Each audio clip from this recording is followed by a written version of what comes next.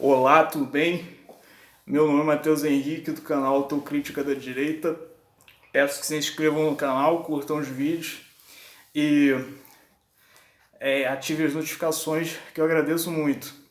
Se os vídeos ficarem longos, aumente a velocidade, coloque em 1.75 ou 2 vezes mais rápido ou 1.5 vezes mais rápido que eu recomendo, e dá para entender ainda o vídeo. Bom, hoje eu vou falar sobre um tema aqui que é muito importante, que eu acho que é o maior problema do conservadorismo da direita no Brasil, aliás, da direita como um todo, no âmbito intelectual, porque tem outros problemas no âmbito prático, no âmbito imediato. Mas eu acho que o âmbito intelectual é o mais importante porque ele sempre acaba se refletindo em toda a conjuntura política nos anos posteriores ao desenvolvimento daquelas ideias. Então, esse problema precisa ser saneado, que é o problema do anarcocapitalismo. É uma coisa que muitos conservadores estão negligenciando e não estão dando devida ênfase, mas que eu acho necessário dar essa ênfase, que é o problema do quanto o anarcocapitalismo como movimento é parasitário à direita, porque o anarcocapitalismo nunca vai ser concretizado. É impossível ser concretizado, até pela consciência teórica, que em outros vídeos eu posso explicar melhor, mas ele é impossível, é uma utopia possível de ser realizada, que tem consistências teóricas, mas que ela acaba se destacando no âmbito teórico porque as pessoas que defendem têm muito mais disposição, muito maior capacidade intelectual para defender aquilo, mesmo estando errado. Então, se você vê as discussões, pela superioridade intelectual dos ativistas anarcocapitalistas, parece que aquilo é verdade, que é uma boa mesmo para quem é conservador no âmbito pessoal, quem é religioso, aderiu ao anarcocapitalismo. E, na verdade, aquilo nunca vai ser colocado em prática. Então vai ser uma coisa que na prática vai servir só para tirar votos dos políticos de direita que realmente têm um projeto de poder viável. Então depois eu posso explicar melhor isso, mas nesse vídeo eu vou abordar especificamente o quanto essa questão aí se reflete, por exemplo, no caso da figura do Paulo Cogos, que eu acredito que tenha conquistado muitos adeptos entre os conservadores ultimamente, e do problema que isso da ameaça que isso representa para a direita como um todo, não apenas para os conservadores, mas também para os liberais com um senso mais pragmático, mas principalmente para os conservadores. A existência do anarcocapitalismo e a difusão das ideias do anarcocapitalismo são uma grande ameaça, e que, no entanto, ninguém está prestando atenção, mas como dizia o livro da Arte da Guerra, os sábios enxergam um problema enquanto ele está germinando. Os tolos só enxergam um problema quando ele já é uma árvore gigante que não tem mais como você controlar.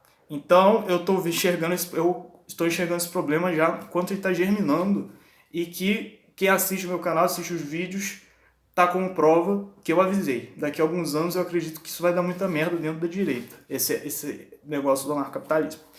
Então, a questão do Paulo Cogos aí, indo mais direto ao ponto, que é a proposta desse vídeo, eu não odeio o Paulo Cogos, e eu coloquei esse título apenas para chamar atenção e conseguir visualizações.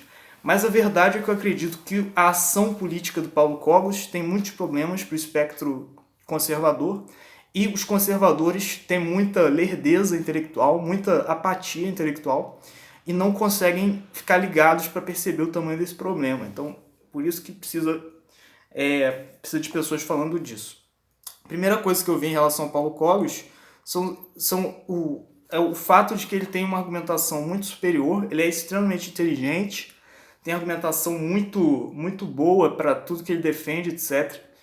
E os argumentos que se opõem à visão de mundo dele são argumentos muito fracos. Isso eu percebo. O debate, por exemplo, do Conde Lopé e do Paulo Cogos, depois eu posso falar melhor sobre isso, mas o debate, tem gente que fala que o Conde Lopé foi melhor e tal, mas eu não sei como as pessoas puderam ter essa visão, porque na minha visão o Cogos foi muito superior ao Conde Lopé, e o Cogos é muito superior a qualquer conservador que vai debater com ele.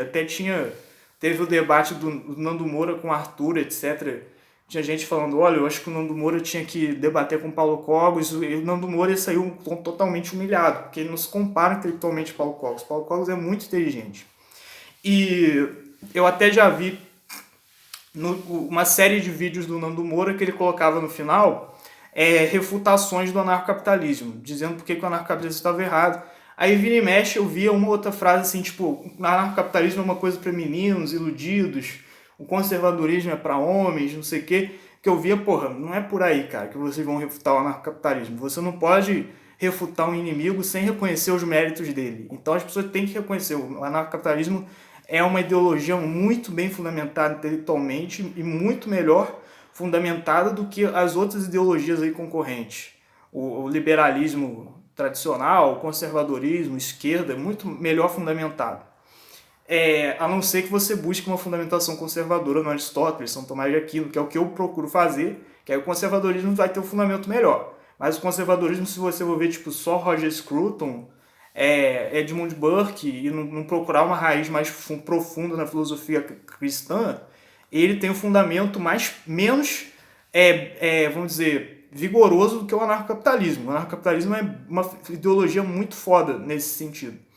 E o Paulo Cogos é um cara sensacional, é um cara brilhante, muito inteligente, muito articulado e tem uma retórica também maravilhosa, porque tem pessoas que são inteligentes, mas não tem um poder retórico tanto alcance assim. E o Paulo Cogos é um cara extremamente inteligente com uma retórica muito boa também. E, porra, não tem, eu vi no debate Debate não, né? No questionamento lá do Nando Moura com o Arthur sobre a questão do MBL para as manifestações, o Nando Moura falando, olha, Paulo Cogos, vocês chamaram ele lá, mas o Paulo Cogos é um gordo, não sei o quê, o Paulo Cogos é um merda e tal. E, porra, a argumentação, o Paulo Cogos é 100 vezes, 1000 vezes mais inteligente que o Nando Moura, não tem como comparar, entendeu? Então, porra, o cara tinha que pelo menos ter algum respeito. Não, esse cara, eu discordo dele, eu acho que o que ele defende é uma coisa muito destrutiva, mas ele é muito inteligente, então pelo menos reconhecer isso. E outras coisas que eu vejo aí o pessoal falando mal do Paulo Cogos, porque o Paulo Cogos é autista, o Paulo Cogos precisa de uma mulherzinha pra ele, porque ele não tem mulher, por isso que ele fala essas coisas, não sei o quê. Eu, cara, não, porra, não é por aí que vocês vão refutar o Paulo Cogos. O Paulo Cogos não interessa se ele é autista, sei lá, ele é um cara brilhante, muito inteligente, defende muito bem a perspectiva dele, que é uma perspectiva errada. Na minha visão, a perspectiva do Paulo Cogos é a perspectiva que pode afundar o Brasil.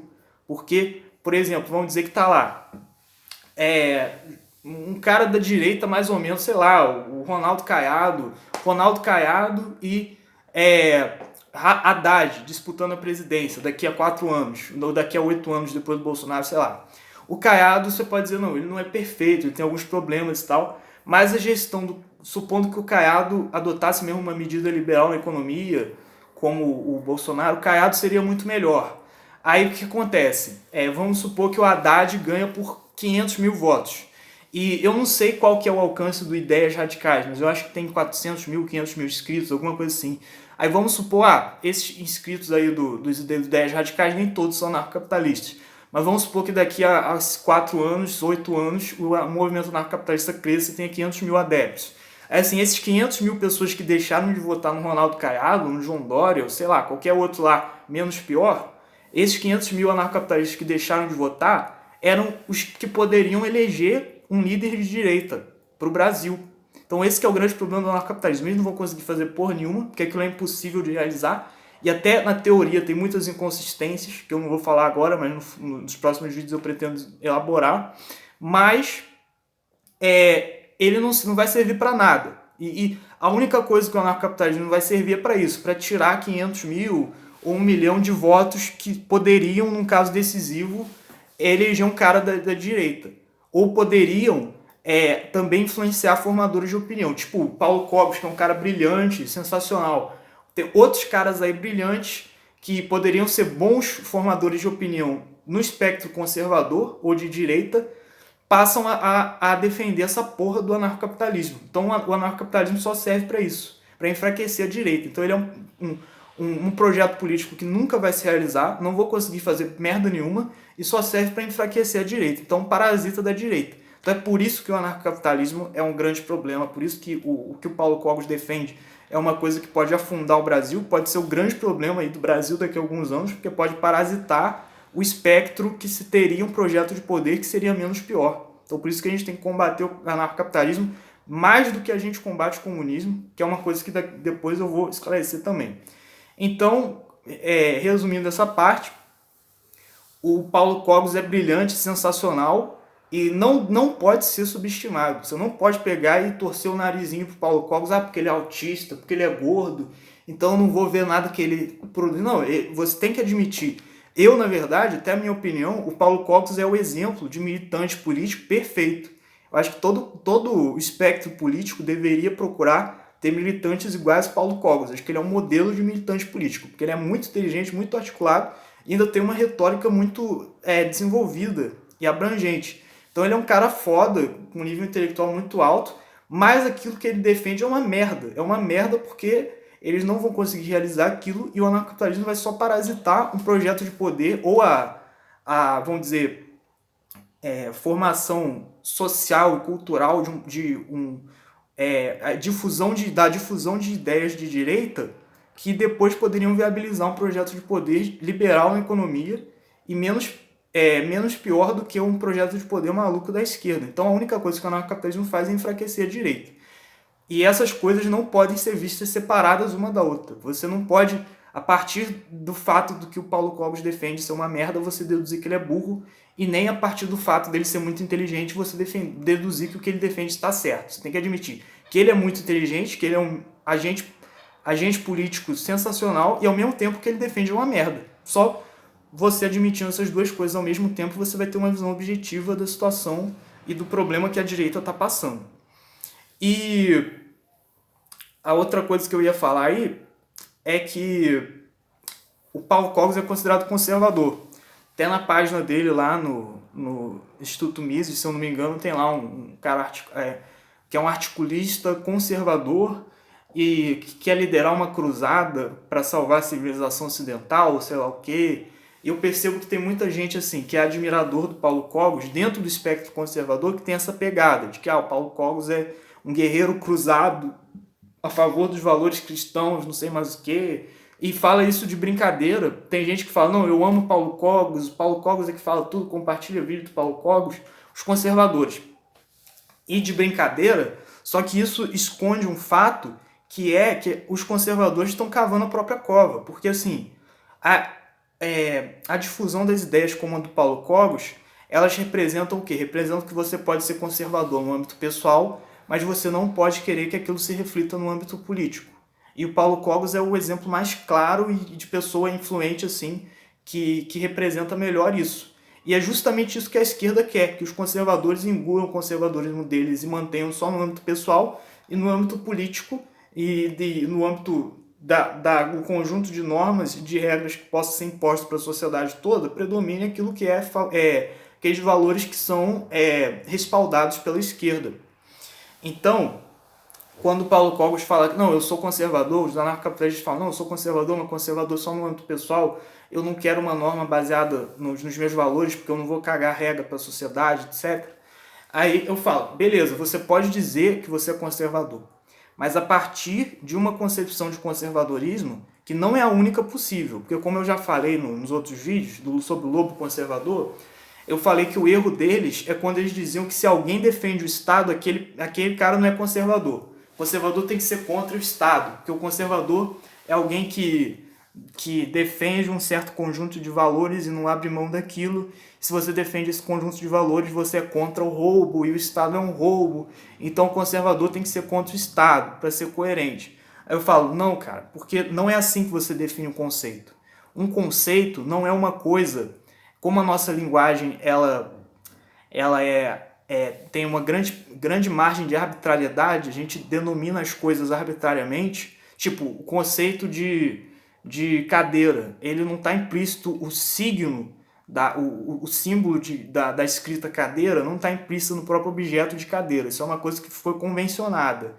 Então, assim, o que é conservadorismo? Não existe um significado de conservadorismo que está intrínseco a uma coisa específica. Conservadorismo é algo que é, principalmente nas ciências humanas, em que todos os conceitos são fluidos e são baseados vamos dizer, na infinitude da variabilidade de escolhas de atitudes possíveis que a inteligência humana pode alcançar. nas ciências humanas todos os conceitos são fluidos. Então o que é comunismo? Não é igual no dicionário você vê lá comunismo é isso, isso, isso.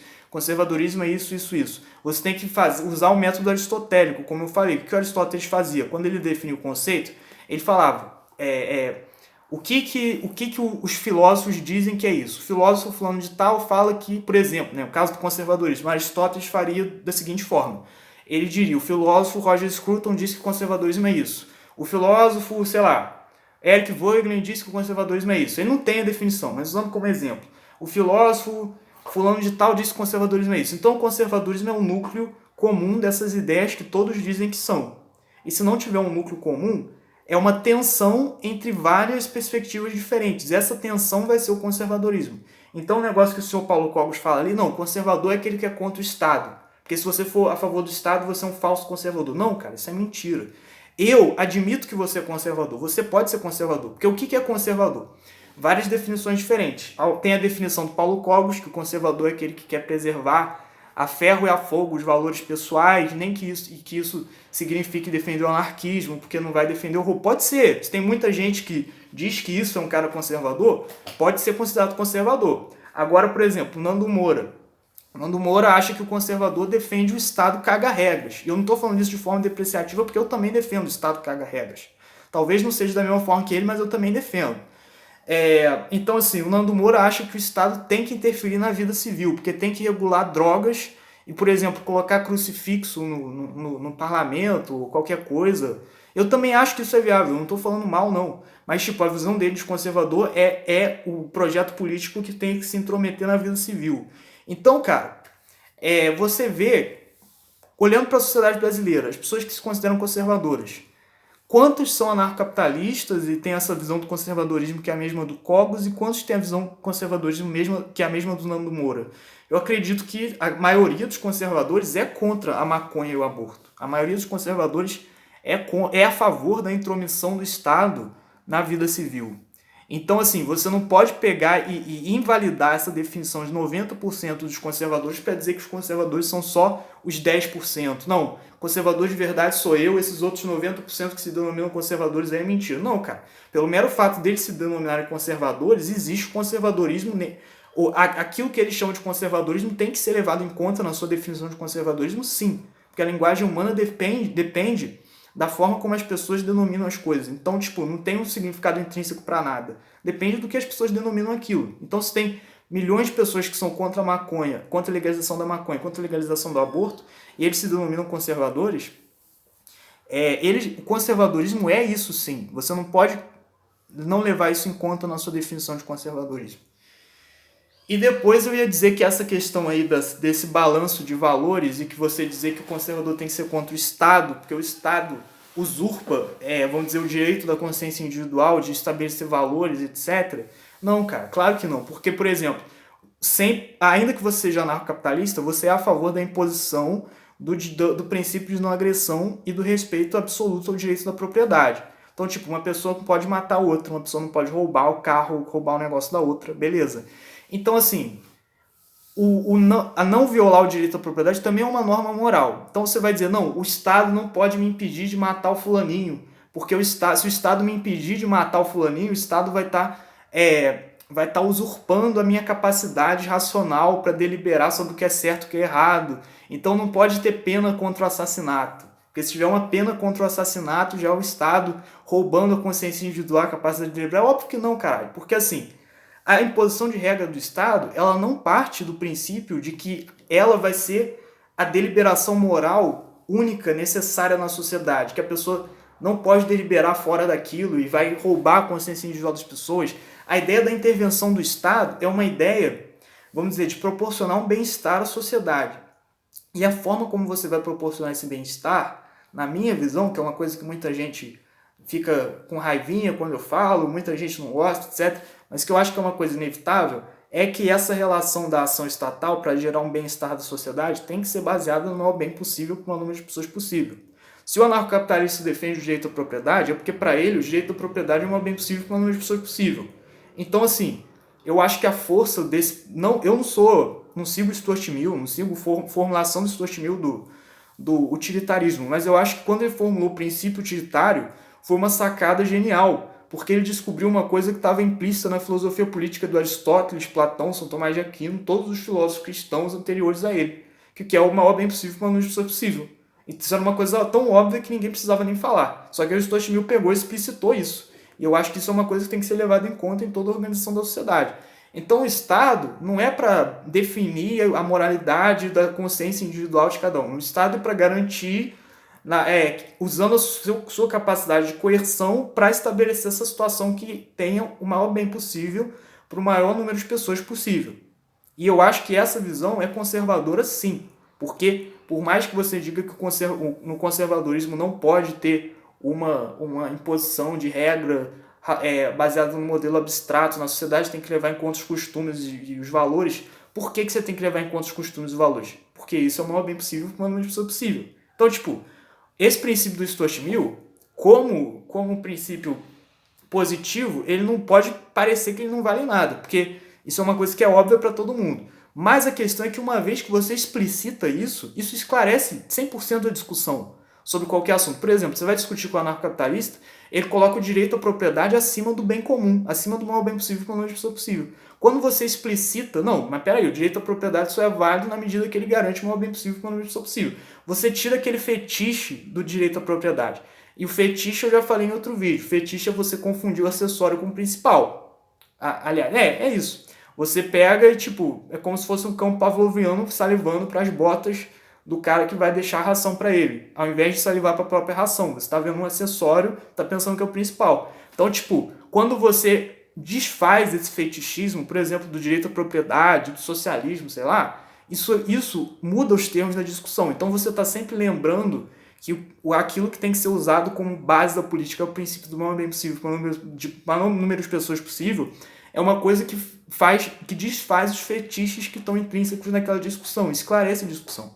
Então é necessário você lembrar disso, lembrar que o conservadorismo é baseado nisso sim, apesar de quem ter formulado isso ter sido Stuart Mill. Isso aí não quer dizer necessariamente que você vai seguir a filosofia do Stuart Mill, pode ser sintetizado com a filosofia de Aristóteles, São Tomás de Aquino, Platão. Portanto, os conservadores têm que lembrar sim que a função do Estado é prover o maior bem possível para o número de pessoas possível, não é mexer na consciência individual, sei lá, e que o direito à propriedade não deve ser uma coisa, um fetiche assim, defendido igual os anarcocapitalistas defendem. E a outra questão que eu ia falar é que, uma vez que você admite isso, você percebe que, então, o que entra em questão aí não é o papel do Estado, porque o papel do Estado já é garantir o maior bem possível para o maior número possível. O que está em questão é qual é esse bem, como que você vai chegar à conclusão sobre o que é esse bem. E eu acredito que, historicamente, a partir da formação política da sociedade, etc., você pode dizer que o melhor meio, mais seguro possível, historicamente, para você estabelecer esse bem é através do diálogo democrático. Então, o maior bem possível para o número de pessoas possível vai depender de várias concepções diferentes. Por exemplo, a concepção do anarcocapitalista é que o maior bem possível é garantir a propriedade, direito absoluto à propriedade para todo mundo. Do comunista é ver a revolução socialista, sei lá, e por aí vai. Então é nesse sentido que o conservador vê de alguma forma como um bem você, por exemplo, restringir a lei de drogas, diminuir o consumo de drogas na sociedade. Aquilo é algo que, na visão dos conservadores, é o maior bem possível para o número de pessoas possível.